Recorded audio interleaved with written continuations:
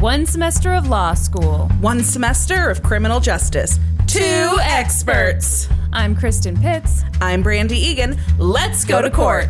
On this episode, I'll talk about the case of the missing pants. And I'll be talking about the disappearance of Walter Collins. Okay, are you ready for the tale of the missing pants? I couldn't be more ready. You know how much I love pants. You do have a weird thing about pants. Do you want to explain it? There's really no explaining it. It's really all about the word pants. I just love the word pants, have since I was like 12. Yes, you have. I used to have a license plate on my car that said pants. Really? Yeah, it's my favorite word. And your Twitter handle is it's Brandi Pants 182, which is also Blink 182 is my favorite band. So. Also, before I get started, I should mention, because Norman wanted me to mention this, that he is the one who found this case for me. Excellent. We would not be here today without Norm. Let's take a moment to appreciate that. If you also appreciate Norm, you can pick up The Gaming Historian Volume 1 on Blu-ray today. Yes, head on over to thegaminghistorian.com. It has 16 classic episodes. Oh, she plus knows it. Never before seen footage that will never be uploaded to YouTube, and a very special Cooking with Norm segment. Norman is a really good cook. I suggest you check that episode out. And also, if you don't want to go through the website and through PayPal, you can order it on eBay. How do I get it signed?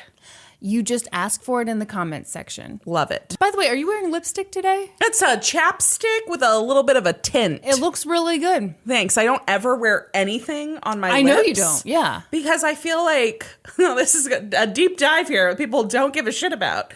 I do a dramatic eye, and so I feel like I look like a streetwalker if I put too much lip stuff on. And so I typically wear nothing on my lips. Okay. So today, they were feeling a little chapped.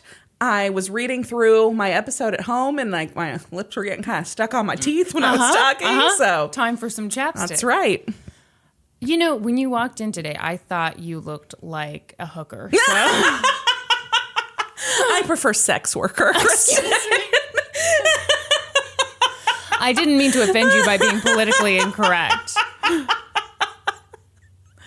Okay, are you ready? I'm ready for the pants. Bring on the pants. Okay. Or the missing pants. Yeah, I was going to say, if you're looking for pants, this is going to be a really sad story. This is quite the tale. I am ready. It's April 2005. Roy Pearson just landed a new job as an administrative law judge in Washington, D.C. What's an administrative law judge versus an actual regular judge? Yeah. I don't know. It's, 2-year term sort of thing. It's the kind of job where you need to wear suits at work. Yeah. Here's the thing, though. Roy's budget was a little tight. And so were his pants. He'd put on a little bit of weight recently. He didn't have the money to go out and buy all new suits. So he's like, I know. I'll go to Custom Cleaners, my local dry cleaner, and I'll get them altered. Perfect idea, right? Yes. Okay. So he decides to get them altered one at a time because he can't afford to do all 5 of them at once. So that's what he does. The second pair of pants that he drops off are magical pants. They're part of a Hickey Freeman suit. I don't have any idea what that is. Neither did I. It's an expensive suit. Turns out, don't know a lot about men's suits. My husband is a mechanic. Doesn't wear a lot of suits. Yeah, I was thinking of this as I was writing this one. Norman has one suit. We bought it at an outlet mall. Yep. I'm going to say 7 years ago. Yeah. He's worn it to many a wedding. Yes. Zach also has one suit. I believe it was purchased at JCPenney's. How long ago? Actually, not like just a couple of years ago. Okay. Like 2-3 years ago. That's a brand new suit right That there. is. That is as good as new. I mean, it's been worn maybe twice. Yeah, weddings, right? Yeah, weddings yes. only. Yep. Okay. So they're part of a Hickey Freeman suit. They're burgundy and they have blue pinstripes. Those sound hideous. They do. A burgundy and blue pinstripe suit? It was 2005, but I think still that sounds hideous. Yeah. Maybe they did him a favor. He bought the suit at Saks Fifth Avenue. It was quite expensive, if you want to know. Yeah. So he drops the pants off at Custom Cleaners. And, okay, the couple who owns this dry cleaner, they're from South Korea. Once again, I can only pronounce names. Jones, Smith. Yeah. Definitely more along your comfort lines. I'm Midwest ignorant trash. So I'm just going to say that up front. So I'm going to do my best with the names. Soo Chung, S-O-O. Yeah. Okay. Soo Chung, who owns the dry cleaners with her husband, gave Roy a ticket which said he could pick up the pants on Friday. And Roy's like, that's no good. I really need these on Thursday. She's like, okay. Scribbles out Friday, writes in Thursday. Roy shows up on Thursday. He's like, I'm here for my fancy pants. My fancy pants. And Sue tells him that she hasn't gotten around to altering them yet. Roy is angry. Yeah, I can imagine. Very angry. What's he supposed to do? Go to work with no pants on? I'd say maybe he wears one of the other 4 pairs that he has, Kristen. No, his only option is to go in like Winnie the Pooh. He's got his shirt and his tie and his suit coat. But no pants. He still has like the black socks pulled all the way up, and then those weird things that old men wear around their calves to keep their socks up. Sock suspenders. I have no idea. Is that what they are? Do they keep the socks up? I hope that's what they're doing. Otherwise, I don't know. No. So Roy's angry. He's like, forget it. I'll just take them back as they are, unaltered. Give them back to me.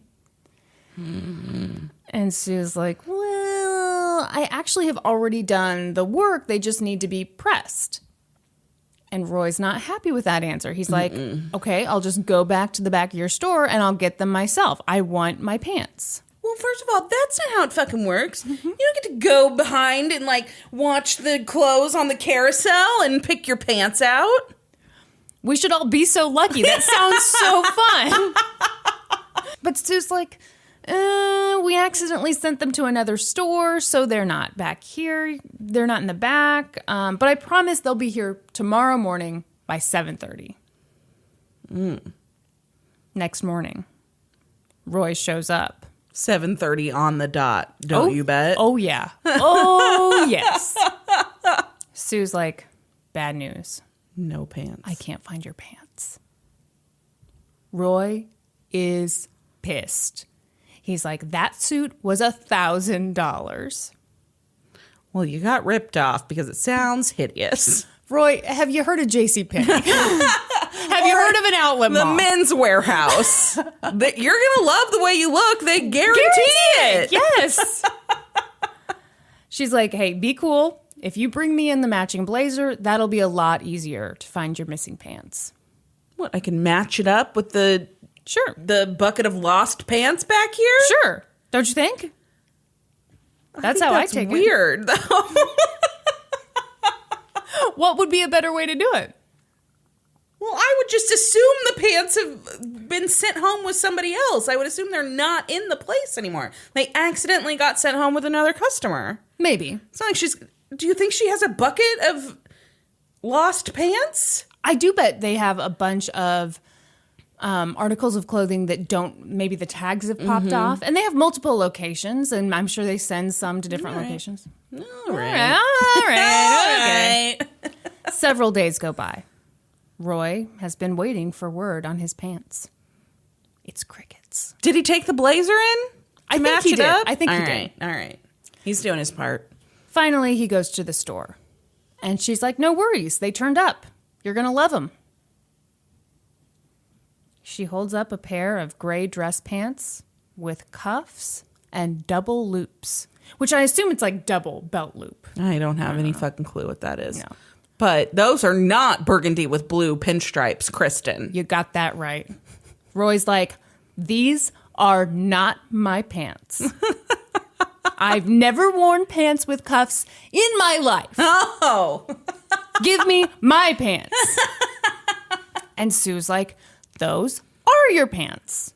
She pulls the ticket number and it matches the ticket number on his receipt. Yeah, because she just like stapled it on a different random pair of pants. Roy is so mad. He feels like Custom Cleaners is trying to trick him with pants that are not his own. To top it all off, Custom Cleaners has the gall to hang signs in their establishment saying things like satisfaction guaranteed and same-day service.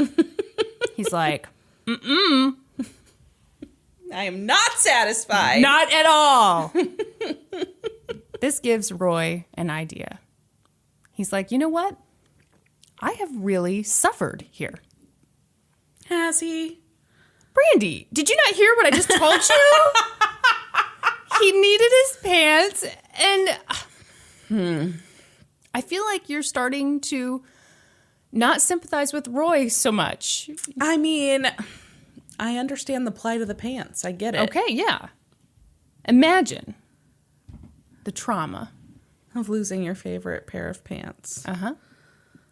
Yeah, it would be tough, but you know what I'd do? I don't have any $1,000 pairs of pants. I will say that. Mm-hmm. But I'd probably just go buy a new pair of pants. Well, you're nothing like Roy. He thought, this has been inconvenient. The satisfaction guaranteed sign is clearly misleading. And I've suffered mental anguish. That is a bit of a stretch, much like the waistband of his pants. He felt there was only one thing to do. He said to himself, let's go to court. Okay, I've got a question for you. How much do you think he sued for? Okay, so value of the pants is half of the suit. So if the suit was $1,000, the pants are $500. Yeah, but okay. I would argue that the suit is now ruined, so he needs to sue for the entire. Would. Although you can wear a blazer with jeans and stuff, but all right, $1,000. Okay, monetary, like actual damages. Mm-hmm. Emotional distress. How much? What would you put on that? How long did this go on? A couple of weeks? Yeah, I'd say a couple of weeks, if I had to guess. $25,000. $67 million. I'm sorry. What? That's right. $67 million is what he sued for. What the fuck? Okay, first of all, I doubt Custom Cleaners or whatever the fuck they're called has $67 million. But that's the amount of damage they caused, Brandi. No. It's not always about what they have. It's about the pain and suffering this man went through. As a judge, he should know that you have to have realistic goals in life. And you can't get blood from a turnip. So I think he should go in much lower, and the chance of, actually seeing some money would be much higher. I think even if it's awarded in his, even if the judgment is awarded in his favor, he's never going to see $67 million from this, even if they have multiple branches, this small family-owned dry cleaner. And I hear what you're saying, because it's too bad, because he does deserve $67 million. He does not deserve $67 million. That's not at all what I'm saying. I hear what you're saying, Brandi, and I completely agree. I'm just saying, mistake number one. Okay, fair enough. Okay. He came to that figure, and I'll give you more details on how he came to that figure. Okay. But for now, just know that his math was roughly like mental suffering, inconvenience, discomfort, plus he needed money to go toward leasing a car every weekend for 10 years so that he could drive to a different cleaner's. I'm sorry. What? The gymnastics that your eyebrows are doing in this story, perfection. Perfection. Oh my gosh. Your reaction is a bit like the Chungs. They were like, holy hell, we are a small family business. They'd come to America from South Korea to pursue the American dream, and as their attorney put it, they got the American nightmare. Sue Chung lost a lot of weight from the stress. The lawsuit was a huge financial burden, obviously. They had tons of attorney's fees. It got so bad that they were considering just moving back to South Korea. They were like, we're done. Yeah. And as much as they felt that Roy was wrong and that Sue had found his missing pants, remember, she was like, no, these really are your pants. They didn't want a legal battle. Yeah. So they tried to settle with him. They offered him $3,000. Roy was like, no. I feel like that's 3 times the price of the pants. Yeah. I don't know, that's reasonable. I agree. They offered him $4,600. Nope, he wouldn't take it. They offered him $12,000 for his stupid missing pants. Roy's like, he can go buy himself 12 hickey Freeman. Whatever his suits. They tried getting a summary judgment, which of course is when the judge says, this is easy, I'll make the decision. Yeah. Save us the trouble of a trial. From what I've seen, judges did try to minimize this case as much as they could because this was embarrassing to the entire judicial system. It became a laughingstock internationally. So on some issues, they were able to issue a summary judgment in favor of the Chungs. But they couldn't totally wash their hands of this thing because Roy was a judge. He knew the law. He knew how to bury people in paperwork. And he apparently had a legitimate legal argument that could be brought before a court of law. I feel terrible for the Chungs. I know. This is nuts. Over a pair of pants. Very nice pants, though. $1,000 pants. Yeah. Most of this legal argument came down to what? I don't know if I added up the cost of all the pants in my possession, if it would add up to $1,000. I can guarantee you mine wouldn't. Yeah. Because, I mean, I don't have a ton of different pairs. Yeah. Yeah, no. Yeah. So most of this legal argument came down to the satisfaction guaranteed sign.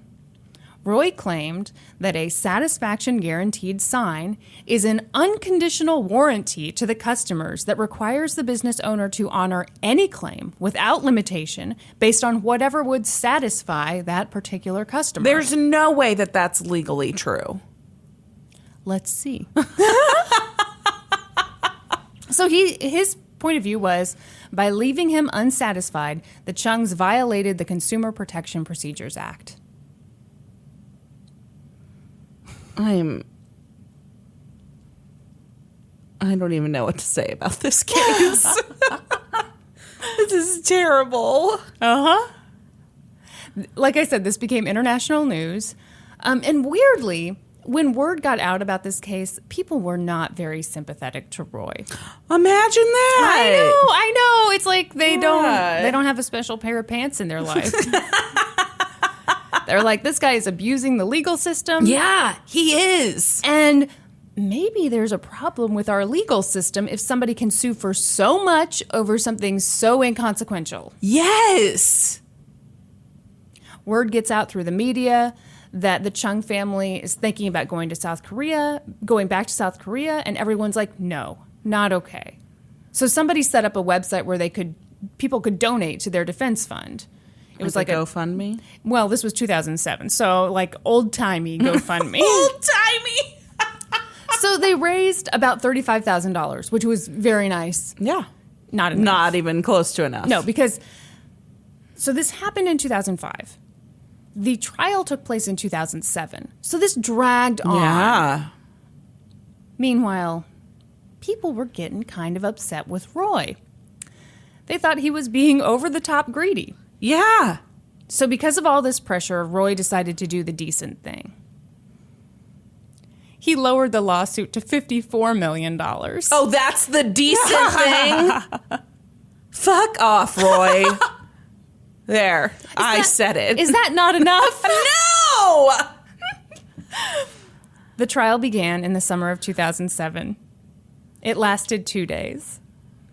Roy requested a jury trial, and the judge was like, hell no. You'll do this in front of me or not at all. We are not wasting everybody's time like that.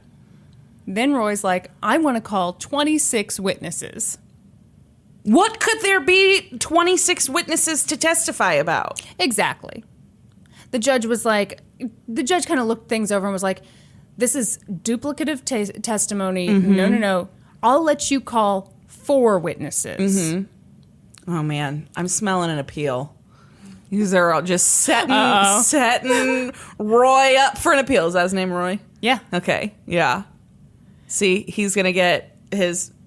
It's not going to go his way, and he's going to appeal and say, I didn't get to bring in these witnesses I wanted to bring in. I was told I couldn't have a jury. Poor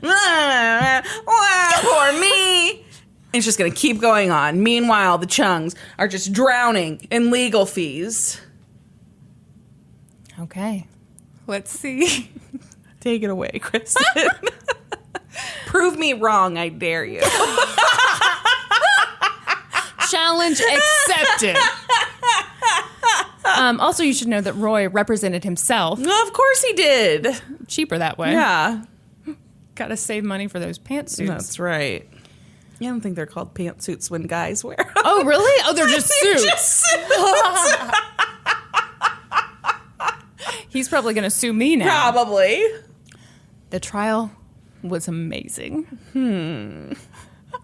Over those 2 days, we get the full dramatic saga of Roy's turbulent relationship with custom cleaners. Are you ready for the full story, Brandi? I don't think I can handle the full story, Kristen. Hold on to your ass. You know what?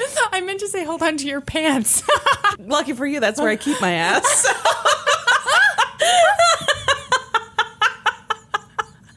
That's where you house it, huh?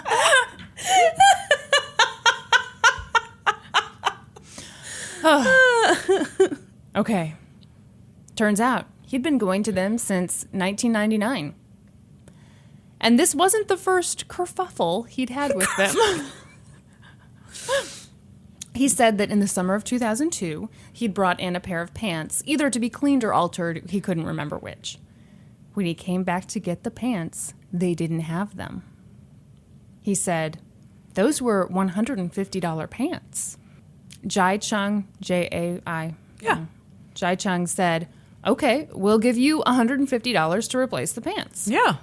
Roy comes back a few days later to get the check, and Jai says, well, since they were not new pants, how about we give you $80? Roy's like, no, we agreed on $150. And Jai's like, okay, fair enough. He gives him $150. Which I feel like is acceptable customer service. Yeah, I agree. Loss of pants, we'll give you the cost of the pants.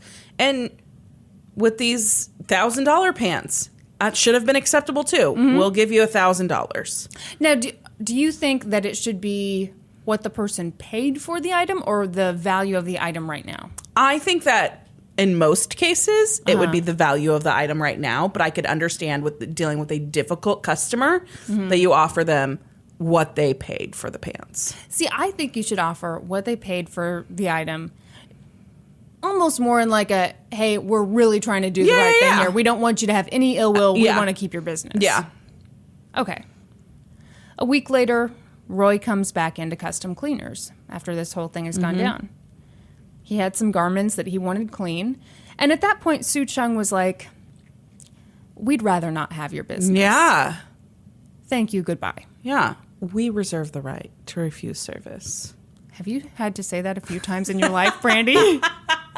See, I was so glad to tell you this story because I feel like, you deal with customers all day, the time, every day. Yeah. So I feel like you'll have some opinions on what it means to have a satisfaction guarantee. Yeah. Anyway, so Roy's like, you can't tell me that you're not going to serve me because you have a satisfaction guaranteed sign. Mm-mm.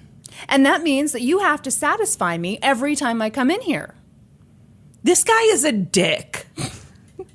There, I said it. Sue's like, no, get out of here. Yeah.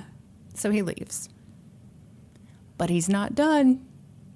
He writes them a strongly worded letter, full of legalese about how what they'd just done constituted an unfair trade practice under the CPPA, blah, blah, blah, blah, blah. No, it doesn't. He's wrong, and he's just scaring them because he knows how to do legal speak. Yep. There's nothing legally binding about what he's saying, but they wouldn't know that. Yeah, I feel like he's taking advantage of people who, and the other part of this story is that in court, the Chungs spoke through an interpreter. I was going to say there's a language barrier. Yeah. So my opinion is he's picking on people who he thinks he can scare and get some money out of. He's such a dick. Yes. I'm getting very riled up over a lawsuit about pants. You know, the funny thing, I was thinking about this morning. I picked this case initially because I thought it would be hilarious. But the deeper you go into it, you're like, this is horrible. These poor people. Yes. So much for the laughs. Welcome to our comedy podcast. Where you feel really terrible. So pretty soon, Roy gets a phone call from a woman who said she was calling on behalf of the Chungs. And the woman's like, look, you're not happy with the service they're providing?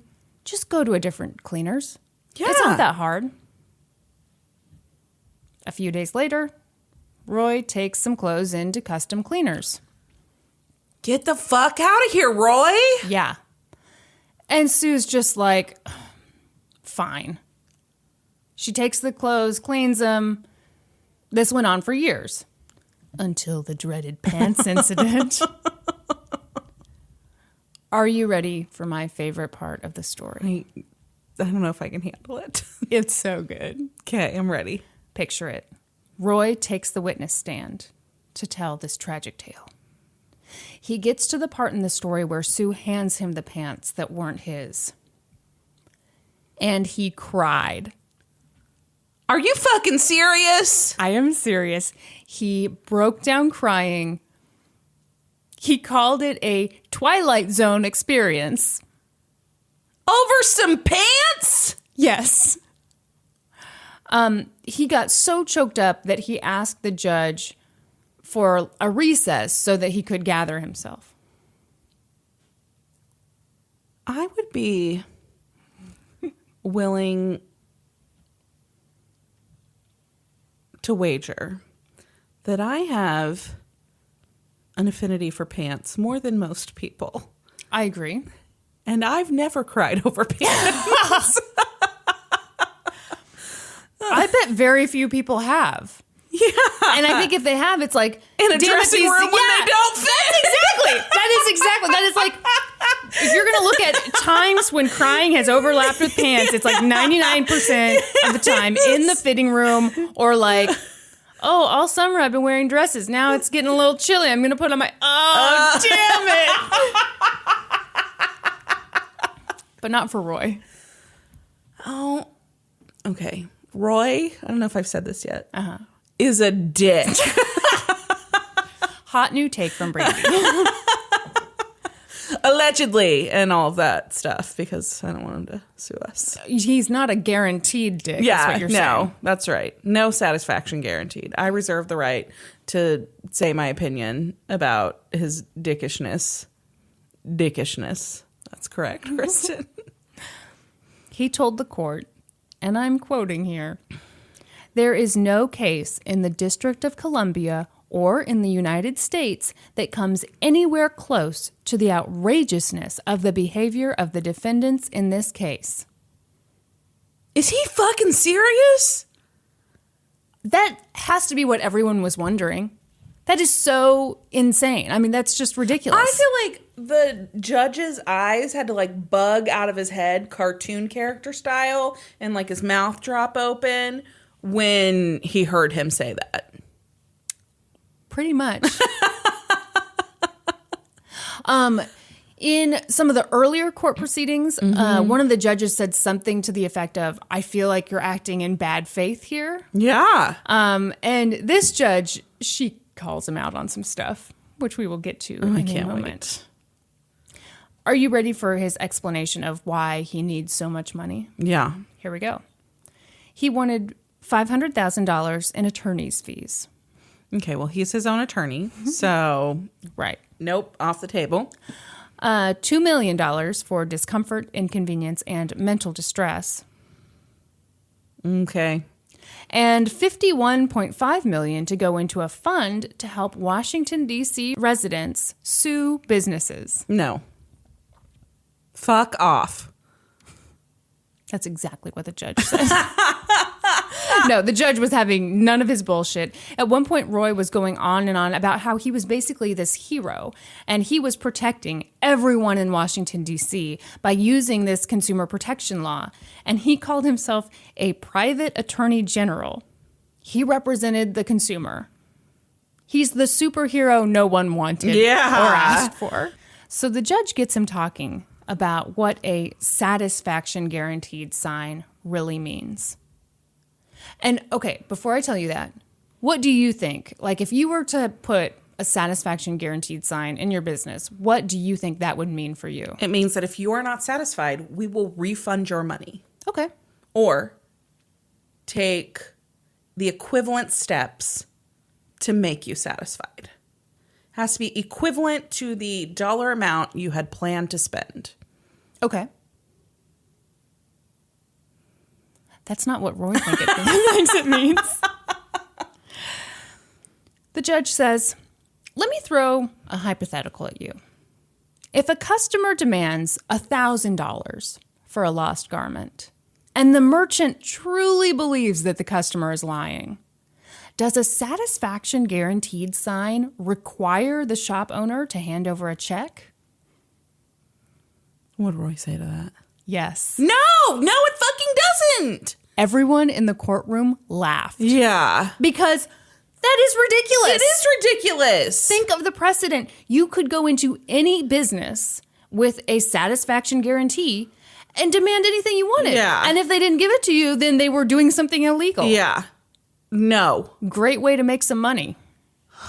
Roy is a dick. Should that be the title of this episode? I think it should be. Roy called some witnesses. Again, not 26, unfortunately. Yeah. Because, that judge was such a meanie pants. He called his son to the witness stand, and his son was like, yeah, Dad, I borrowed some of your suits for my job a while back, and the pants did not have cuffs. You don't wear pants with cuffs. Roy also called 4 witnesses to testify that they were dissatisfied with custom cleaners. One person said they damaged her dress. Another said they'd lost a sweater, but that person also had no claim receipt for the sweater. Yeah. Another said they'd discolored a suit.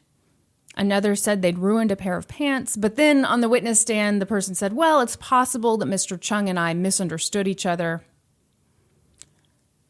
In my mind, this is not proof that a business is bad. It's just that I think if you're doing a certain volume, you're going to do something wrong eventually. Yes.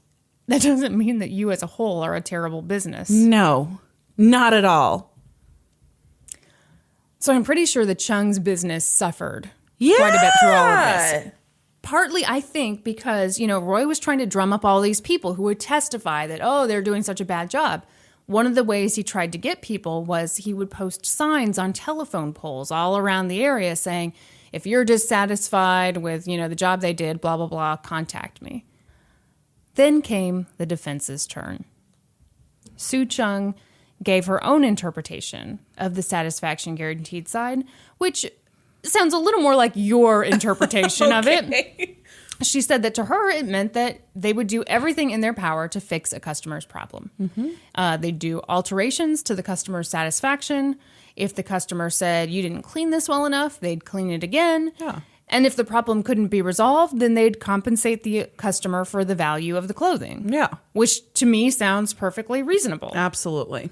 And she's like, by the way, Roy is the only person who has ever said that our sign was misleading. Yeah. Everyone else seems to understand what this means. Yeah. And she's also like, those were his pants, damn it. I didn't swap out his pants. They were tagged number 182. That was the number on his receipt. And I remember them because they had 3 belt inserts, which is very unusual. And by the way, I remeasured them and they're an exact fit to his body. They are his pants. I have a question. Okay. Was it really tag number 182? Yeah. Or did you make that up? No, they really were. So he was Roy Pants 182? Oh my God. Oh, that's so weird. You know what's so funny? When you were like, did you make that up? I thought, why would I make that up? Sue also cried on the witness stand, but not over pants. Well, and I think that that's very understandable. Yes. Her personal character, her business is being attacked for a shit ton of money. Yes. And that pretty much sums it up. By that point, she and her husband had cleaned out their life savings. Yeah. It was gone. Ugh. She said, he is asking for an enormous amount of money. It has been really hard on us to deal with this. Roy is a dick. Yes. The Chung's lawyer called Roy bitter, emotionally distressed, and said that he has, quote, irrationally and uncompromisingly pursued this litigation. He wants the Chungs to suffer. I agree. Yeah. I mean, this is getting... It's so out of control. Yeah, absolutely. Ultimately, and obviously, the judge ruled in favor of the Chungs. She said, a reasonable consumer would not interpret satisfaction guaranteed to mean that a merchant is required to satisfy a customer's unreasonable demands. Absolutely. And she's like, by the way, you haven't even convinced me that they lost your pants. I'm still up in the air. Also, she said, by the way, Roy, you're going to pay their court costs. Good. Which at this point were like $83,000. Yeah. So the Chungs felt really good. They filed their paperwork to get their money back from Roy. And all the while, they were super sweet. They were like, we just want to be done with this. And you know what? If he came in here right now and asked for alterations or to get something clean, we'd serve him. That's unbelievable. Instance number 5,000, where we've talked about someone who is way better than me, because I'd be like... Yeah, I'd be like, get the fuck out of here. Yeah. I'd shake a broom at him. I'd have a shotgun. I don't know how to use a shotgun, but I just have it. So they were really relieved to put this thing behind him, but they were afraid he might appeal the trial court's decision. Mm-hmm. So they decided to do something really generous. They fundraised to cover their own legal costs. And it looks like most of their legal costs were covered by institutions that wanted to put an end to frivolous lawsuits. Yeah. And the fundraising worked. It covered everything they owed. And so once that happened, they withdrew the paperwork demanding that Roy pay them. Mm-hmm.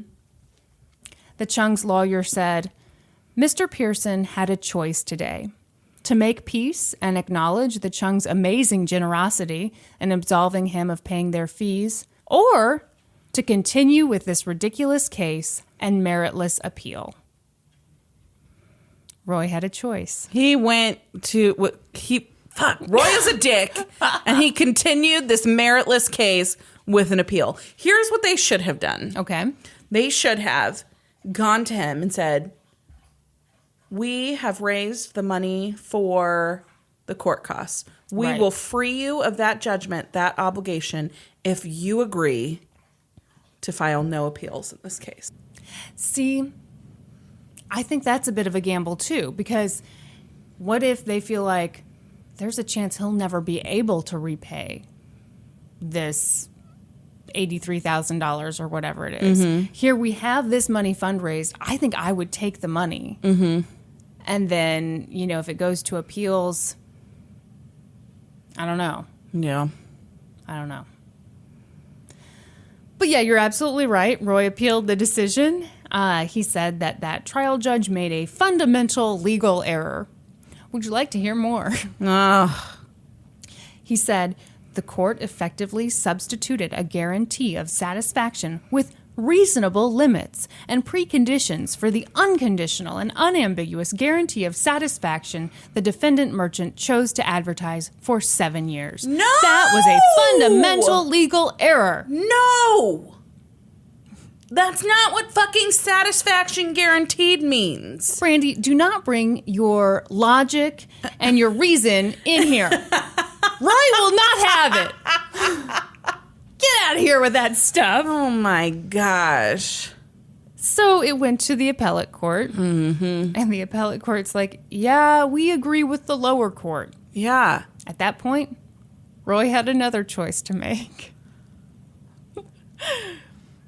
Give up and move on with his life, or request that his appeal be heard again by a 9-judge panel. Oh, for fuck's sake, Roy. He naturally made the totally rational and mature decision and asked the 9-judge panel to hear the case. But they were like, go home. Oh, thank God. No, you're done. You're not going to believe this, but while all this was going on, things weren't going great in Roy's professional life. Imagine that. They also hadn't been going great in his personal life because at the time of all this, his divorce had just kind of wrapped up, and I should have written this down, but his wife was also an attorney. And at one point during those proceedings, he threatened to get his wife and her attorney disbarred. Okay. And I want to say he was fined $12,000 by the court for just, being a dick? Yeah, I'm sure there was some legal reason, but that's what it boiled down to. But back to Roy's professional life. That job he got where he had to wear the pantsuits. Or, I'm sorry, the suits, because he's a man. Why are they called pantsuits for women and suits for men? Suits for women also can be a skirt. That's a skirt suit. Nobody calls it a skirt suit. I call it a skirt suit. No. Yes, I do. No one on the planet calls it a skirt suit. You're looking at someone on this planet. Well, one person on this planet calls it a skirt suit. Okay. It's called a suit or a pantsuit. Why would you call it a pantsuit if it's really a skirt? You wouldn't call it a pantsuit if it's really a skirt. Right, so you'd call it a skirt suit. No, it's just called a suit. No. Yes. Well, because women are expected to wear skirts, Kristen. So you don't need to delineate when they're wearing what they're expected to wear. You only have to give a specification when they're now wearing pants like a man. I do not agree with you. Well, clearly that's not really what I believe. No, I know. That's where the origin of suit for women and pantsuit come in. Okay, I can see how that would originate that way. I still call them skirt suits. Nobody calls it a skirt Just like suit. tons of people. Google fucking skirt suit, and what it's you think gonna there's be gonna be like zero? No, you're about to feel very embarrassed. This is usually just called a suit. Oh look, skirt suits all over the place. Skirt suit online at ASOS. Skirt suits online at JCPenney. Nobody calls it a skirt suit. Google it, girl. Dillard's. Oh, here we go. Ann Taylor. Lord and Taylor. Yeah, because it's descriptive of what it is. It's not its fucking name. Then you better tell Ann Taylor at Dillard's and Macy's and JCPenney that they're all wrong. I'm victorious.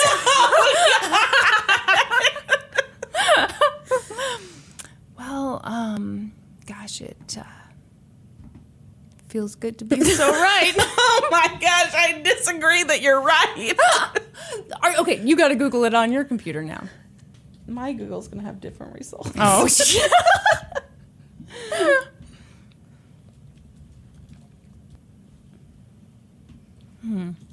I'm going to describe Brandi's face for everyone right now. No. I'm looking something up. Oh, okay. So she looked up skirt suits, didn't like what she saw. Saw Now she's images Googling- of suits with skirts. See, this is not even a word. I looked up suit or skirt suit definition. Nothing comes up. Suit dress comes up. Well, that's nonsense. No one's ever heard of a suit dress. Suit skirt does not exist. Skirt suit is what it's called, not suit skirt. Skirt suit, that's what I mean. That's what I looked up. Then why... Skirt suit definition, nothing. I don't trust you so much that now I'm Googling it myself. Oh, yeah, suit skirt definition. Suit... Oh. Who's victorious now, Kristen? Podcast over. Listen, if you agree with me, I need you to comment Okay, no. I reject all of this. I reject all of this. I'm suing you for $67 million because this has been very emotionally distressing for me. Do you see a satisfaction guaranteed sign on me anywhere? I'm going to make one for you. I have it as a tramp stamp. Ew! Can you imagine? Gross! Oh, that would be the grossest tattoo.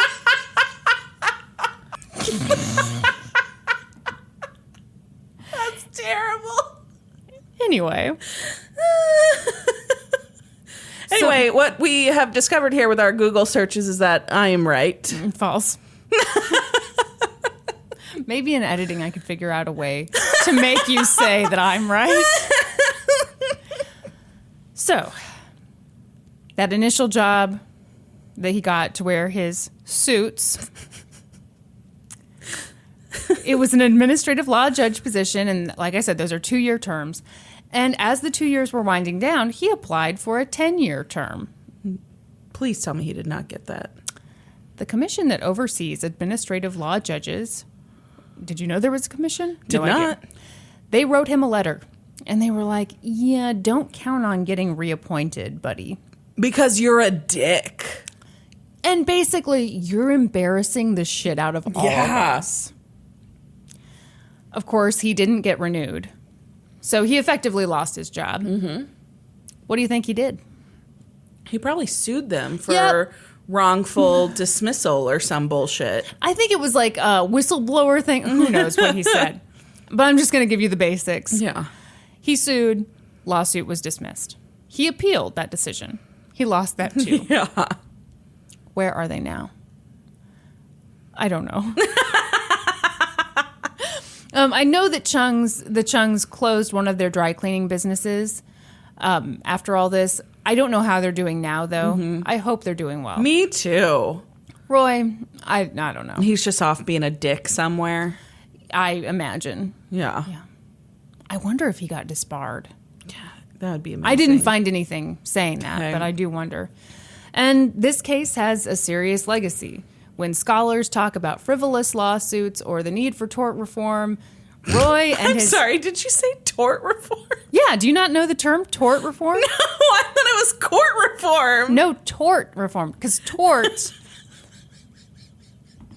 are delicious little pastries. A tort in common law jurisdictions is a civil wrong that causes someone else to suffer loss or harm, resulting in legal liability for the person who commits the tortuous act. We are teaching real law terms on this podcast. If you had had one semester of law school, you would know about torts. They are not always delicious pastries. Sometimes they're a horribly boring course you take, and you think, why did I do this to myself? So yeah, anytime people talk about tort reform, which is a term, Roy and his missing pants always come up. Yeah, I bet. The end. P.S. Roy's a dick. That was crazy. It's nuts. I knew like this much about that case. What did you know about it? That the dry cleaner lost his pants and he sued them. Yeah. But I didn't know an amount or anything like that. Yeah. Yeah, the amount is what is insane to me. And when Norman first told me that, I was like, there's not going to be enough for an episode there. There was. There shouldn't have been enough because that's ridiculous. Yes. Crazy. Yeah. That was good. That was really good. Except that you're wrong about skirts. Skirt suits. Skirt suits. It's a term. We've all heard it before. Nobody's heard it before, Kristen. Skirt suits. I've got one upstairs. I believe that suits with skirts exist. Well, of course. Why would you not believe that? The question is that they're just called suits. Then why, when you look them up online, do suits pop up all over the place? Because it's descriptive of a type of suit. Oh my God, Brandi. Look it up. Find up skirt suit in a dictionary. Find up. Find it up or look it up. Look at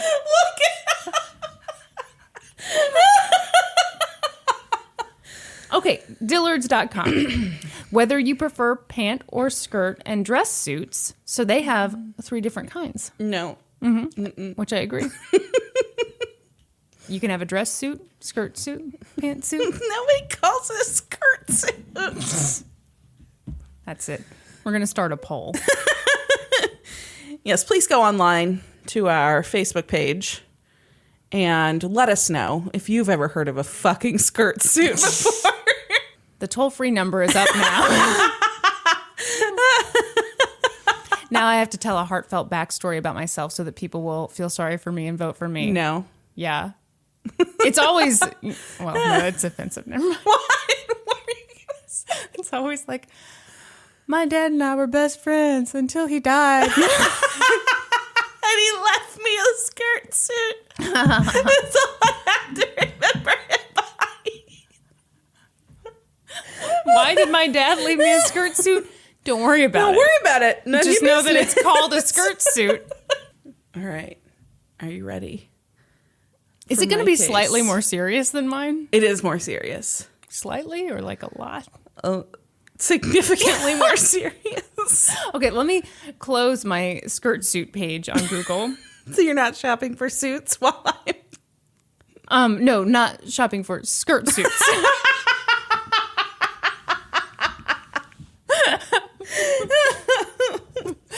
Okay, I'm excited for you. Yours. Okay, so I was for you. I don't know. I was like an old timey gangster.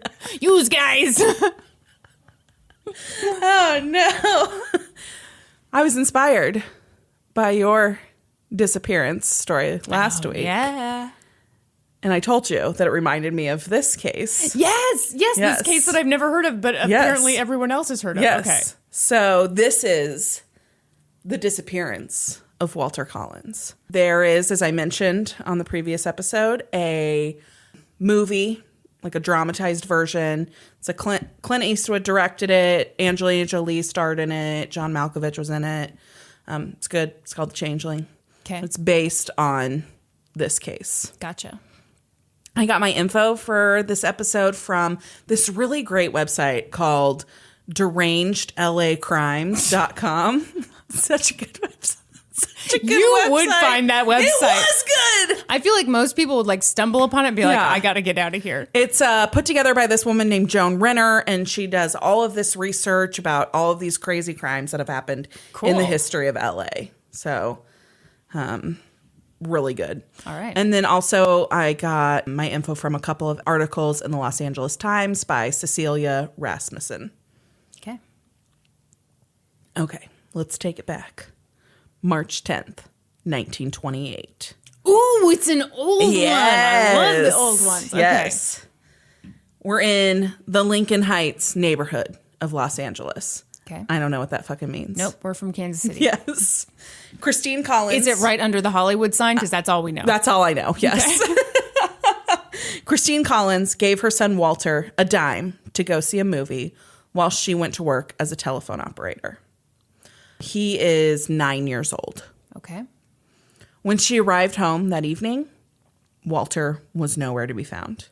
Panic set in. She called the police, who were certain that Walter was just a runaway. But Christine was a 9-year-old runaway. Yeah. Christine was adamant. He would never run away. She knew he'd been kidnapped. Oh my gosh. Not convinced that Walter had been kidnapped, police reluctantly began going around the neighborhood, kind of talking to the neighbors, and they got some tips. A couple of neighbors said that they had seen a boy with a foreign-looking man. The first tip came from Mrs. A. Baker, who was a neighbor of the Collins. She claimed that she saw Walter in an automobile begging to be released. Oh my God. Other neighbors gave similar information. They said that days prior to Walter's abduction, an Italian-looking man, along with a woman, were asking for Walter's address. What? Yeah. So, finally convinced. Hold on. Yes. This woman saw a child begging to get out of a car, and she was like, Oh, man. I'm not going that's to get weird. myself involved in that. What the hell is wrong with people? Well, it's 1928. I mean, I don't know. No excuse. No. I imagine that there was so much corruption and like mob activity going on then. You probably just didn't get involved in stuff like that.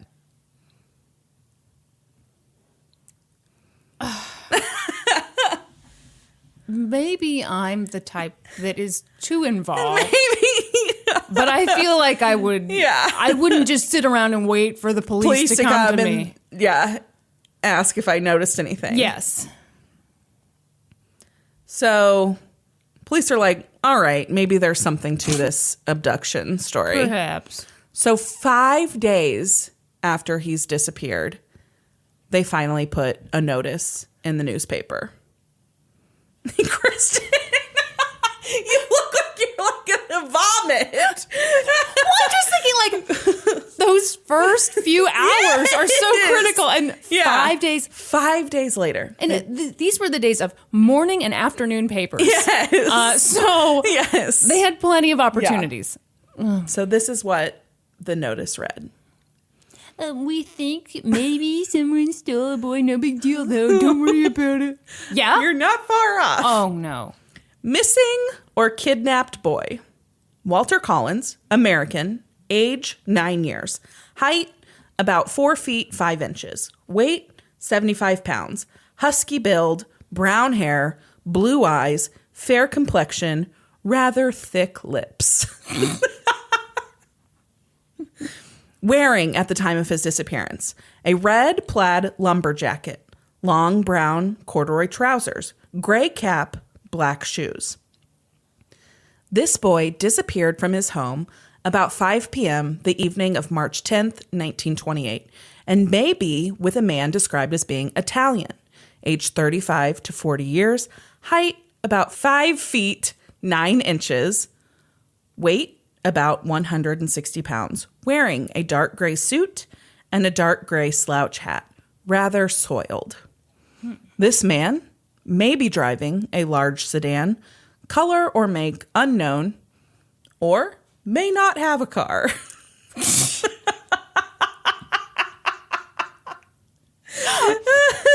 At that point, why even say anything? Yes. He may or may not be in the company with a woman described as being very small. No description of clothing for the woman. Possible that these people may be attempting to take the boy to San Francisco, or he may still be in Los Angeles. It is barely possible that the boy may be found on the streets selling papers. What? Yes.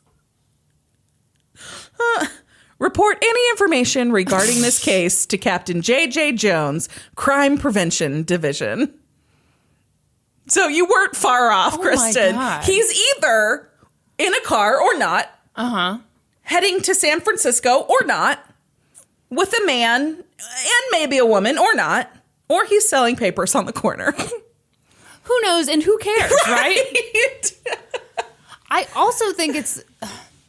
And he's rather thick-lipped. Yeah, that is super weird. That's a super weird description. It's super weird. But I also think when you're talking about something that, if there was a crime, happened like 5 days ago, Yeah. why even bother describing somebody's clothes, right? No idea. Yeah. Countless tips on Walter's location led to dead ends. Mm-hmm. He was allegedly spotted as far north as San Francisco and Oakland. One reported sighting was at a Glendale gas station in the back seat of a car, wrapped in newspaper with only his head showing. Oh, my. Wait, why did they think that maybe they went to San Francisco? I have no idea. Oh, okay. Some tip that somebody gave. Okay. The station owner described the driver as a foreign-looking man, probably Italian, accompanied by a woman. If the witnesses were to be believed, there were mysterious, foreign-looking strangers skulking around Los Angeles, all of them apparently up to no good. Well, and I also I didn't mention this, but when you read the little notice about him, he's described as American, which is clearly just code for white, right? Yeah, I mean, yes. Police quickly ruled out the possibility that Walter was kidnapped for ransom, as his mother was a telephone operator and his father, Walter J.S. Collins, was in jail serving time on robbery charges. The boy's father did have a theory that former inmates out for revenge against him may have kidnapped his son, though there were no witnesses and no proof that that had occurred. Okay. The investigation into ex-cons with a grudge wasn't productive, although Christine continued to believe that revenge was the only possible reason for Walter having been taken off their quiet Lincoln Heights street. There were so few clues in the kidnapping that police were frustrated. Led by LAPD Captain Jones, a former deep-sea diver, dozens of LAPD officers dragged Lincoln Park Lake for Walter's body. They didn't dynamite it? They did not dynamite it to dislodge it, no. The search failed to turn up anything of note. Under the command of Jones, 200 LAPD officers began a thorough search of the northeastern section of the city. No trace of the boy was found. Walter had been missing for a month. For 5 agonizing months, Christine waited for news of Walter. Finally, in early August, Christine was notified that Walter had been found in DeKalb, Illinois. What? He was alive and well. Christine paid $70, which would be like $1,000 today. Of course you looked it up. In travel expenses, and the authorities in Illinois put him on a train back to Los Angeles. By himself? Yes. Oh my God, what is wrong with people? Christine was ecstatic at the prospect of being reunited with her son. Of course. Mm-hmm. Mother and son were brought together in juvenile hall, and the first words uttered by Christine were, "I don't think that's my boy." Yeah, because how would they have known? Oh, here's some random thick-lipped boy in Illinois? Mm-hmm. She was sure that the boy in front of her did not look, sound, or feel like Walter. Yeah. That wasn't what Captain Jones wanted to hear. And he wasn't going to let Collins get away with humiliating him or the LAPD. Oh, my God. He insisted that the child was Walter. He was just a little worse for the wear due to his harrowing experience. And the kid was adamant that he was Walter. Oh. Jones strongly advised Mrs. Collins to take the boy home and try him out for a couple of weeks. Oh, my God. Yeah. Yes. You're not sure you're ready for a dog? How about you foster him for a couple weeks, see how things shake out? Emotionally drained and shaken by the public reunion, Christine caved and took the boy into her home. For 3 weeks, Christine made an effort to accept that the boy was Walter, but ultimately could not reconcile what she knew to be the truth. No, because he's 9. I mean, your features are kind of set by then, and it had only been 5 months. Yeah. No. This boy was not her son, so she returned him to the police. Mm-hmm. Armed with proof in the form of her son's dental records and a troop of friends who agreed that the boy was not Walter, Collins still failed to convince Captain Jones that the boy was an imposter. No, not failed to convince. Like, he was being a dick, which is a theme in this episode. The theme of this episode. He decided not to be wrong. What are you trying to do? Make fools out of us? Or are you trying to shirk your duty as a mother and have the state provide for your son? Oh, shut up. You are the most cruel-hearted woman I've ever known. You're the most incompetent detective. Oh, shut up. Jones allegedly told Collins. I'm so mad. Yeah. He should have stuck to deep sea diving. So what do you think he did? What do you mean? She's like, this isn't my son. Take him back. And do you think he took the kid and was like, all right, continue on your way? No, he was like, you have to take the kid. He was like, what do you mean he's not your kid? You took him into your home 3 weeks ago. You took a picture for the paper of your reunion. And now you're saying this isn't your kid? Yes, that's exactly right. You're following this well. Yeah. I'm going to put you in the Los Angeles County General Hospital psychiatric ward for evaluation. No. Yes. He threw her in the psych ward. Oh, I should have seen that coming. Yep. Yep. Oh, that's terrible. So while Christine was in the psych ward, one article I read said she was in there for 5 days. Another said she was in there for 10. Either way, fucking terrible. A 1920s psych ward. Mm-hmm. Yikes. Yeah. Jones interrogated Walter, in air quotes. Mm-hmm. The boy from Illinois confessed that he was actually 12-year-old Arthur Hutchins of Iowa. After his mother died, he had gone to live an isolated new life with his cold fish of a father and a malicious stepmother. He ran away, hitchhiking around the country and working odd jobs. Mm-hmm. While stopped at an Illinois roadside cafe, Arthur said a diner told him how much he resembled the kidnapped boy from Los Angeles, whose picture had appeared in newspapers nationwide. Wow. Arthur quickly seized on an opportunity to see Hollywood, turned himself into authorities, and carried out the charade by assuming the identity of the missing boy. You know, I am surprised and impressed that the detective actually interrogated him. Right. Because to me, this sounded like he was just dead set. Right. Yeah. But yeah, I'm okay. So the search for Walter was back at square one. Mm-hmm. After being released from the mental hospital, Christine filed a false imprisonment complaint against the city, Police Chief James Davis, and Captain Jones. Yep. More than 1,000 outraged Angelenos packed the council chambers in the newly opened City Hall to hear Davis and Jones testify in their defense against Collins' allegations before the city's Health and Welfare Committee. Angelenos? Yeah, like people who lived in Los Angeles. Oh, okay. That's what they call them. Okay, I didn't know that. The crowd was in an uproar. Broken microphones kept them from clearly hearing all of the witnesses. Mm-hmm. Bystanders kept yelling, "Louder, louder," as the family dentist testified that the real Walter had several fillings, and the boy claiming to be Walter had never seen a dentist in his life. Mm-hmm. It would have been something that would have been so simple for the police to look into. Yes. To confirm his identity before forcing him on Christine. Yeah. Yeah. In addition, Collins told her story to the police commission, who refused to discipline Jones. And also she testified before a grand jury before she finally was able to bring this to court. In the meantime, the complaint against the city and the police chief was dismissed, and Jones was suspended from the police force. But this didn't stop Collins from going after him. She was not giving this up. She was like, you falsely imprisoned me in fucking psych ward. Yeah. For telling the truth that this was not my kid.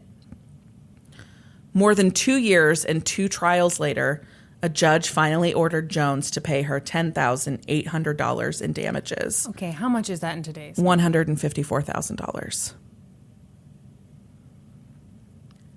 I don't... Not enough. I mean, I don't think that's enough. Yeah. It's fine, but not enough.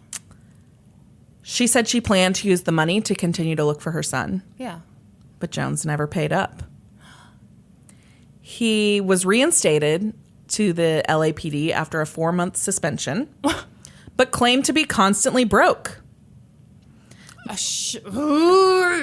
Nevertheless, Collins remained a constant thorn in his side, summoning him back to court every few years to explain his failure to pay and to have more interest tacked onto the judgment that she would never receive. She never received a dime from him. That is such bullshit. Absolutely. And I guess this was before the days when the government would just maybe seize your wages. Yeah. Yep. Yeah. So back to Walter. Where was Walter? Back in May of 1928, Walter had been missing for 2 months, and no faux Walter had come forward yet. And at this point, Christine was working all day. She couldn't afford to not go to work. Sure. She was working all day, waiting for word about Walter and going through the motions of day-to-day life.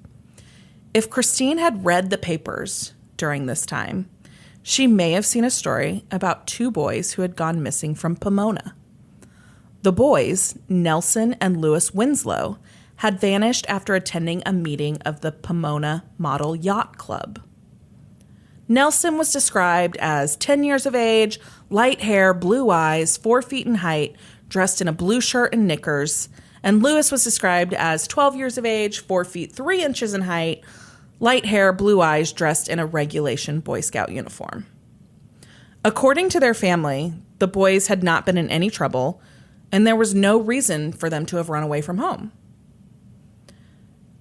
Nelson and Lewis had been gone for a couple of weeks before the Winslows finally received a note from them written on a flyleaf torn from a book issued by the Pomona Public Library. The note said they'd left Pomona and were off to Mexico to find gold. Pomona police sent telegrams to the border authorities asking them to detain the boys if they found them attempting to cross into Mexico.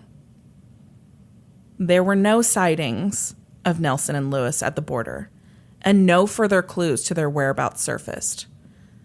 Mr. and Mrs. Winslow found themselves in the same position as Christine Collins, waiting for word of their boys, but losing hope with each passing day. Mm-hmm. Because the Winslow home was 30 miles east of the Collins Lincoln Heights bungalow, police didn't make a connection between Walter and the Winslow boys. The authorities also had no reason to connect the disappearances to the discovery of a headless body of a Latino boy found on a roadside in La Puente. Oh. The seemingly unrelated cases would come together in a perfect storm of horror in September 1928. It began when a young Canadian woman, Jessie Clark, decided to check up on her younger brother, 15-year-old Sanford. She'd been worried about Sanford ever since he'd left with their uncle, Gordon Stewart Northcott, 2 years earlier. Mm-hmm. Jessie was concerned enough about her brother's welfare to travel to Northcott's ranch in Wineville, California, to see for herself exactly what was going on there. Jessie spent a short time at the Wineville ranch, but it was long enough for her to confirm that her uncle was terrorizing and abusing Sanford. And it was just enough time for her uncle to assault her, too. Oh. When she returned to Canada, she told her mother, Winifred, all about the terrifying visit to Wineville. Her mother immediately reported Gordon, who was her brother, to authorities in the U.S. On August 31st, 1928, 2 United States Immigration Service inspectors, Judson F. Shaw and George W. Scalorn, visited Northcott's chicken ranch in Wineville. They found 15-year-old Sanford Clark at the ranch and took him into custody. Northcott had seen the agents driving up the long road to his ranch. Before fleeing into the tree line, he told Clark to stall the agents or else he would shoot him from the tree line with a rifle. During the next 2 hours, while Clark stalled, Northcott kept running. Finally, when Clark felt that the agents could protect him, he told them that Northcott had fled into the trees which lined the edge of the chicken ranch property. Gordon and his mother, Sarah Louise Northcott, had fled to Canada, but were quickly found and arrested in British Columbia. While extradition of the 2 fugitives was being sought, Sanford Clark was recounting a tale of sexual depravity and unimaginable brutality to the police. Sanford told authorities that Northcott had kidnapped little boys and, after molesting them, killed them with an axe, poured quicklime over their remains, and disposed of them on the ranch. As for the headless body that had been found in La Puente, he said Northcott had killed a young Mexican ranch hand, dumped the body there, but brought the head back to the ranch and smashed in the skull. Yeah. At the ranch house, authorities also found a Pomona Public Library book checked out to one of the Winslow brothers. Oh. Clothing identified as theirs, and a note one of them had written to their parents said, "Don't worry, we're fine." Sanford also led police to grave sites on the farm. The graves had been disturbed, and they had likely been emptied by Gordon and his mother, Sarah, and the contents burned in the desert sometime during the month of August. Clark led investigators on a murder tour of sorts from the Riverside Farm to the Northcott family home in Boyle Heights and to a cabin Gordon Northcott rented in Saugus. S-A-U-G-U-S? Sausage. Officers found traces of human blood and blood-stained axes with strands of human hairs at the various sites. Oh, my God. But the most appalling discovery was beneath... What? You're like, more appalling than this? I'm appalled. Consider me appalled. The most appalling discovery was beneath the chicken coop. Graves filled with bones, quicklime, bits of blood-soaked mattress, and a .22 caliber rifle with bullets of the type used to kill the Mexican teenager. Oh. It was here that authorities believed they found clothing and bone fragments belonging to Walter Collins. Oh, no. Clark eventually admitted to participating in the murder of one of the Winslow brothers, saying Gordon Northcott had forced him, which I imagine that's true. He's being abused up there. Yeah. He probably would do anything that he was told to do. Yeah, I agree. The extradition of the fugitive mother and son was successful, and in December, the pair arrived in Los Angeles to stand trial. On December 3rd, Gordon Stewart Northcott confessed to the slayings of Nelson and Lewis Winslow and the headless boy, though he later recanted these confessions, confessing only to the murder of the Mexican ranch hand. Northcott's mother, who said she would do anything to protect her son, confessed to the killing of Walter Collins with an axe. She was sentenced to life in prison. Northcott seemed to love the attention the press was giving him. God. And he made statements to them often. In one such statement, he claimed the whole thing was a mix-up. There have been a lot of stories circulated about me. They are all untrue. What awful things to say about a man. Some people have been suffering too much imagination, and a lot of people will be sorry when this case is cleared up. Mm-hmm. The papers loved Northcott as much as he loved them, describing him in their pages in alarming detail, made even creepier when you remember the fact that he is a suspected child molester and murderer. Yep. Northcott is a good-looking youth and has a disarming manner. His fair hair sweeps back in an easy wave from the parting on the left, and there is a ready smile on his lips beneath his well-modeled nose. His eyes alone are peculiar.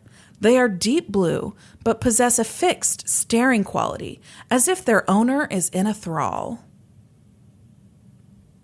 That's how the papers described him. And ladies, he's single. Yeah. Yeah. That is so weird. So weird. The papers even gave a description of Northcott's traveling clothes as he was being brought back to the United States from Canada.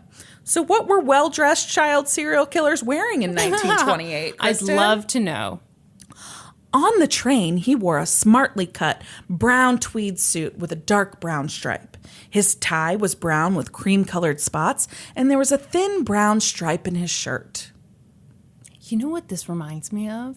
What? You know the dumb profiles of actresses in women's magazines? Yeah. And it's always like, so-and-so Ashley Michelle sachets into the restaurant. She sits down and she orders a burger. Oh, a refreshing change. And she's wearing this and blah. Yeah.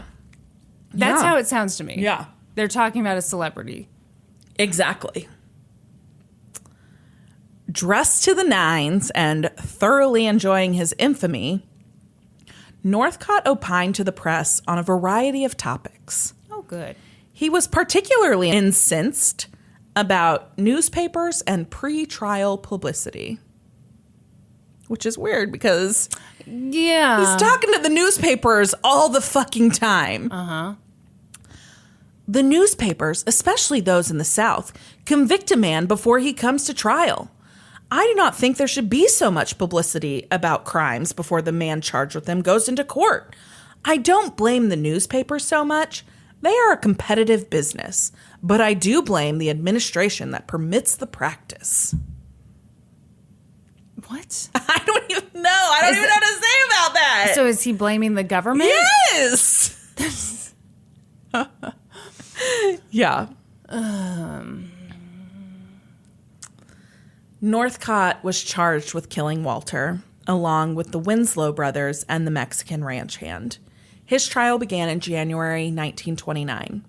Women were excluded from the jury because the judge believed the crimes were too heinous for the fairer sex to be exposed to. Oh, give me a break. Which wasn't that the case in the Leopold and Loeb trial? There was no jury in that one. Oh, that's right. But at a certain point, when they started talking about molestation, the judge sent all the female reporters out of the room. That's right. That's which is especially funny to me. Like, yeah. They can't handle the news. So in this particular case, women were allowed as spectators. They just were not allowed to serve on the jury. That doesn't make any sense. Yes. Was the thought that, like, they'd get so emotional that they just couldn't handle it? I don't know. I have no idea. I think it's such a weird decision. I think it's very telling of the time. I mean, it's 1928, but...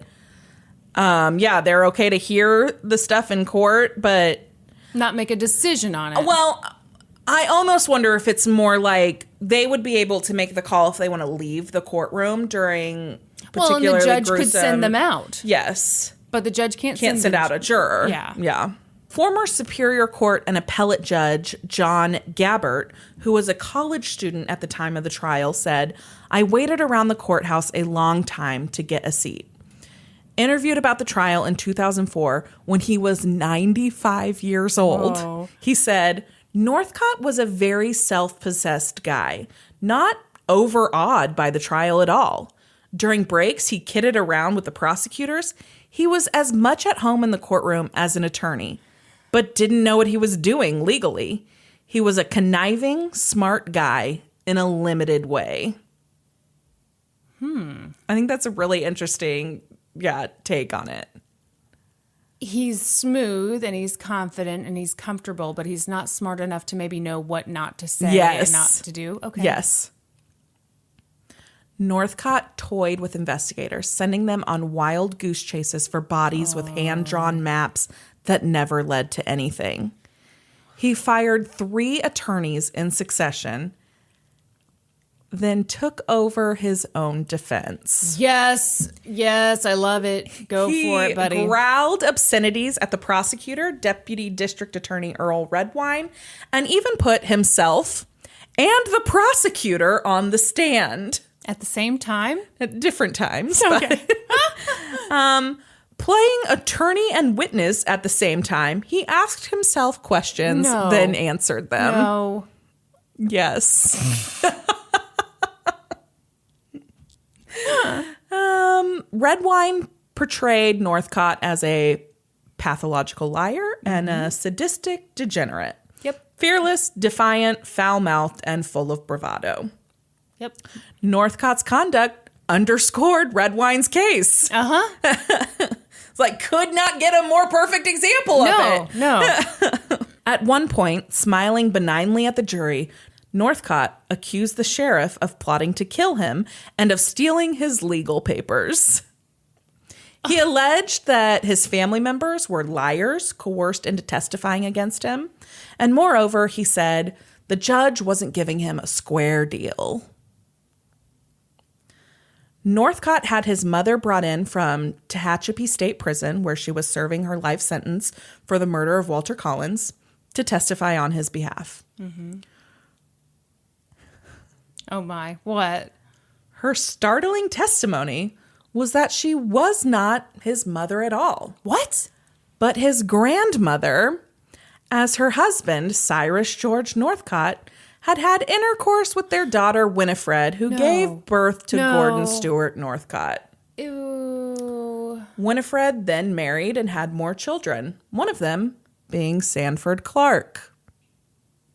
Oh my God.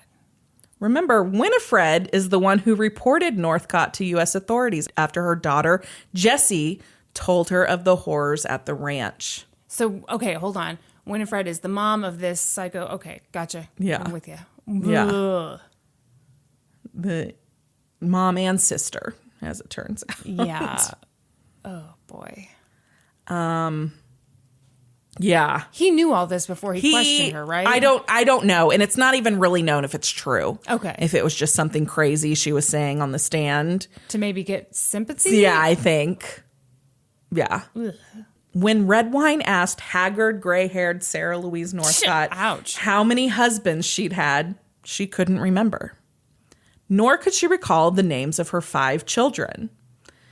She shrieked at the prosecutor, "The next time I get married, it won't be to a man like you." From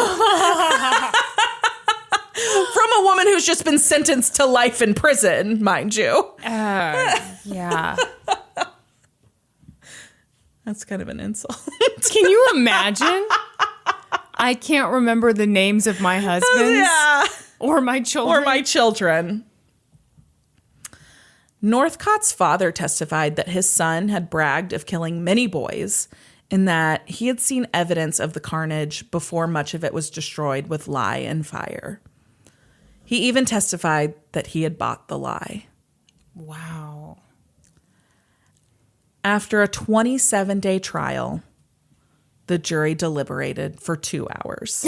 Okay. They convicted Northcott of 3 slayings, all but young Walter Collins, because Sarah Louise Northcott had already confessed to that murder. Northcott was sentenced to death. Mm-hmm. Christine Collins refused to believe the Northcotts had murdered Walter, though, and she refused to believe that there was any evidence of him ever being at the Wineville Ranch. Really? She was just in complete denial about it. Collins met with Gordon Northcott in the county jail prior to his trial to confront him about the murder of her son. Mm-hmm. Christine's desire to believe that Walter was still alive was apparently so strong that she emerged from her conference with Northcott convinced that his denial to her that he had murdered her 9-year-old son was the truth. She was willing to believe what he said, and he said, "No, I didn't murder him." I can see why. Yeah. Yeah. Absolutely. You don't want to think that your son was molested and then brutally murdered by this monster? No. You want to hope that maybe he did run away, or maybe someone wanted a son. Yeah. Oh. Continuing her search and never giving up hope, Collins became the first woman in more than 3 decades to receive permission to visit a serial killer on the eve of his execution at San Quentin. In October 1930, Northcott sent her a telegram saying he had lied when he denied that Walter was among his victims. Yeah. He promised to tell the truth if she came to the prison to hear him. But upon her arrival, he balked. "I don't want to see you," he said when she confronted him. "I don't know anything about it. I'm innocent." Oh, come on, dude. He called her fucking there and then refused to speak to her about it. Yeah, but you see it coming, though. When he's like, "I want to tell you this, but here are the conditions I have." Yeah. He just wanted to prove that he still had power. Exactly. over her. Exactly. Northcott was hanged on October 2nd, 1930 at San Quentin. It's said that when he climbed the 13 steps to the gallows, he had to be supported by people on both sides. He refused to climb the steps. And then he collapsed at the top. He was more or less rolled through the trapdoor, and then he ended up being strangled to death by the noose. Because the whole thing with hanging is that there's this drop. You're supposed to and break it's your supposed to break your neck. But because he had collapsed on the gallows and just like rolled through the trapdoor, it didn't break his neck. It took him 11 minutes to die. Ooh. Yeah. A lot of people said that that's what he deserved. Oh, that's what I was thinking. Sanford Clark was sent to a boys' reform school for a period of 2 years for his role in the killings. But he was... Yeah. He was a victim, He was a too, victim. though. He absolutely was a victim, too. He impressed the staff with his desire to lead a productive life. And after his release, he did.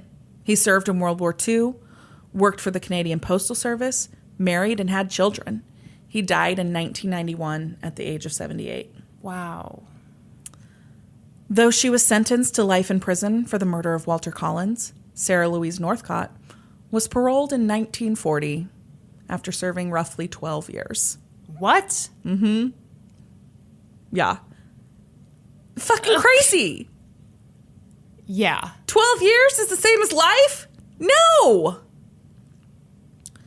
She died in 1944.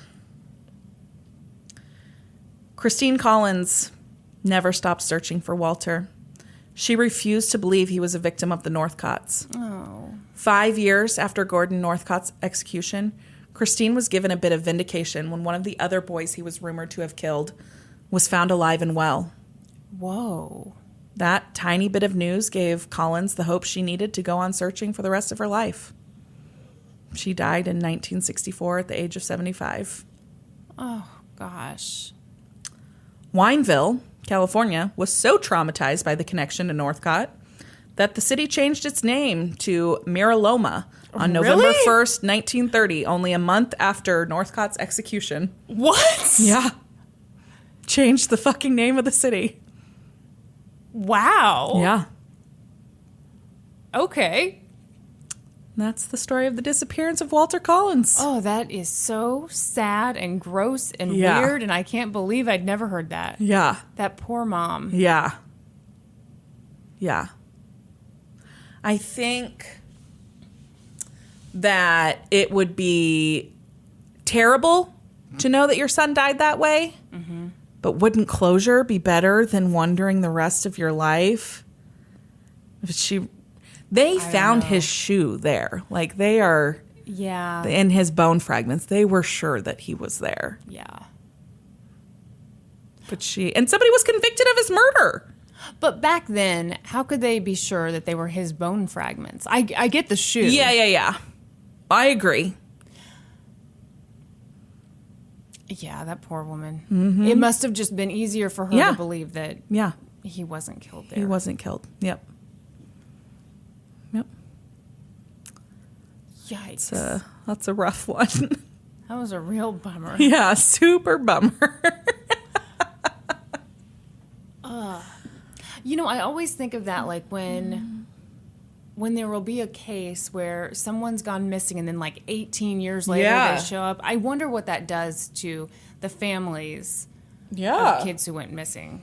Do they suddenly have a spring of hope? Yeah. Oh, God. Yeah, absolutely. So he was rumored to have murdered like 20 boys. I was going to say, it seemed kind of low. A lot. The warden at San Quentin said he confessed to him that he'd killed like 22.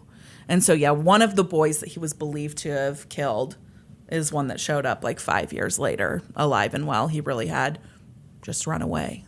Wow. Did they ever find a name for the decapitated? I did not see a name in any of the research that I did. Yeah. Yeah, definitely sad. The movie, The Changeling, it's really good. Okay, I want to see it now. It's really good. I think that Christine Collins would be delighted to know that Angelina Jolie played her in a movie because she was not as much of a looker as Angelina Jolie is. Well, who is really? I mean, who's like, well, she's a dead ringer for Angelina Jolie. I think that's a really shitty consolation prize, though. Yeah, no kidding. No, it doesn't make it better by any means. Wow. Yeah. Thank you for that one. I had never heard that one. Yeah, it's pretty crazy. Yeah. A little darker than my pants Slightly darker than the pants story. Only slightly. Like a dark gray versus a burgundy. With cuffs. The the No bottom. cuffs. No How cuffs, dare you? Kristen. How dare you? I would never wear cuffs. Absolutely not. Well, what should people do if they liked this episode? Well, first, I think you should bring everybody up because you did this to us. Well, how do you bring it back up from that, Kristen? I didn't plan Not my job. I wrote I about didn't pants. plan a fucking joke at the end.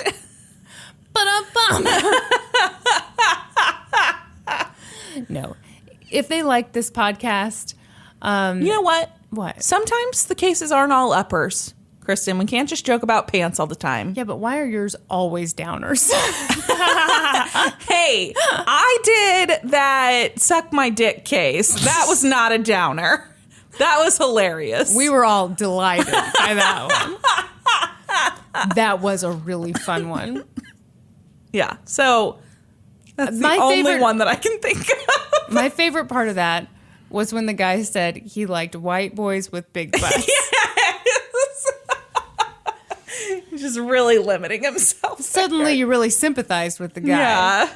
Boy. Because you also like white boys with big butts, Kristen? No, more like, gosh, when you want something and it's... Heart wants what it wants. Yeah, it's like, gosh, I want to meet a unicorn. Boy, that's going to be rough.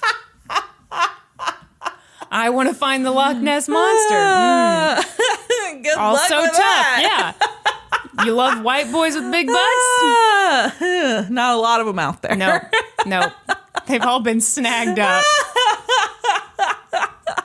If you guys liked what you heard, please subscribe to the podcast, rate us on iTunes, leave us a review, like us on Facebook, LGTC Podcast. No, it's just Let's Go to Court, isn't it? Yeah. Who the hell knows what it It's is? just Let's Go to Court on Facebook.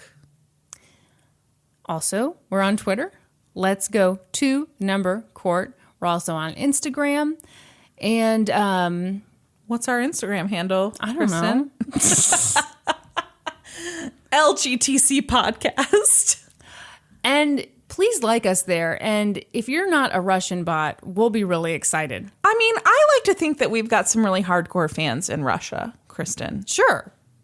Norman seems to think that they're all bots, but I like to think that there are giant posters of us in Russia. And it's only a matter of time until I need to get out my mink hat and, I always picture people in Russia wearing those hats.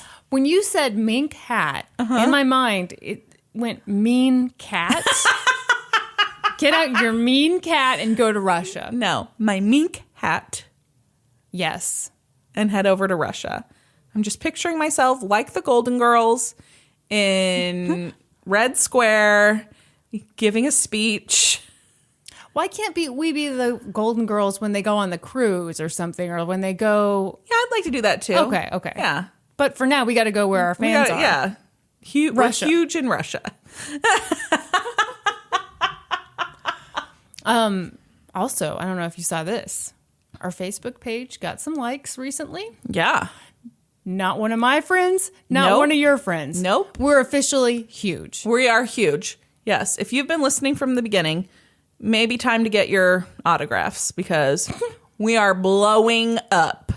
Pretty soon, we'll be too good for everything. That's correct. I'm already wearing a $1,000 skirt suit right now. And I'm just wearing a suit. Is it a skirt? Is it pants? Who knows? There'd be an easy way to tell.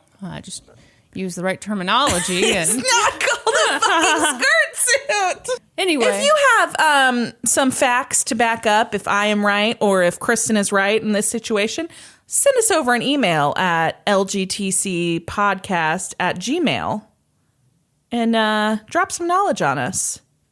Drop some knowledge on Brandi. On Kristen, because clearly I am correct. And Kristen, by default, is wrong. In case you're keeping track.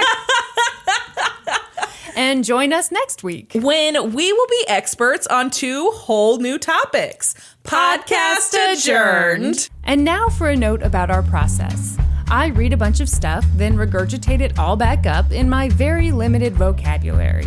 And I copy and paste from the best sources on the web, and sometimes Wikipedia. So we owe a huge thank you to the real experts. For this episode, I got my info from the appellate court decision as well as articles from the Washington Post and the Associated Press.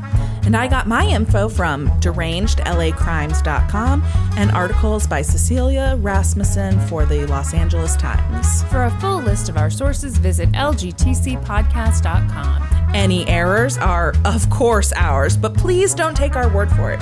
Go read their stuff.